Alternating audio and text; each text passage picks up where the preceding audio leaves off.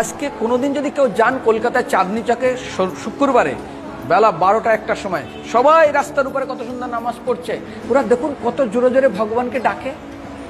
আর আমরা যদি একটু হরিনাম করি কান ফাটাচ্ছে কেন, কান এই করছে কেন, যদি একটু হরিনাম করি কান ফাটানো হচ্ছে। আরে ভাই, ওদের ভগবান নিরাকার, ওরা কত জোরে জোরে ভগবানকে ডাকে।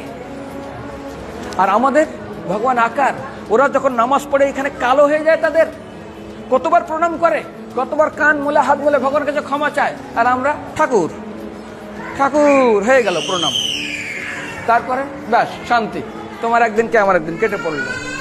এটাই কি ভগবান মন্দিরে আসা উচিত? এইগুলো যে আরে শিখতে হবে, ডাক্তার হতে গেলে ডাক্তারি কলেজে, উকিল হতে উকিল কলেজে, সাঁতার শিখতে গেলে যে সাঁতার জানে। তো সেই জন্য মঠ একটা জায়গা যেখানে শেখানো হয় আত্মা কি, ভগবান কি, তার সঙ্গে সম্পর্ক কি, সেই সম্পর্ক কি করে বাড়ানো যায়, তার জন্য আমার করণীয় কি, সেই করণটা করতে গেলে তার প্রসেস কি, এই কটা জিনিস মঠে মন্দিরে এসে শিখতে হয়। কারা শিখাবে? যারা জানে, যে সাঁতার জানে তার কাছে শিখুন সাঁতার, যে ওগলাতি উকিল পড়ে তার কাছে গিয়ে ডাক্তার দেখায় না, যে ডাক্তার তার কাছে গিয়ে দেখে, ইএনটি ডাক্তার কাছে দাঁত নিয়ে যায় না, স্পেশালিস্ট হতে হয়। ঠিক এই মঠ মন্দিরে শেখানো হয় ভগবান কি, ভগবানের সঙ্গে সম্পর্ক কি, আমার সঙ্গে ভগবানের সঙ্গে কেউ সম্পর্ক করতে পারি, আমি কেন জগতে দুঃখ পাচ্ছি, আমি চাই না।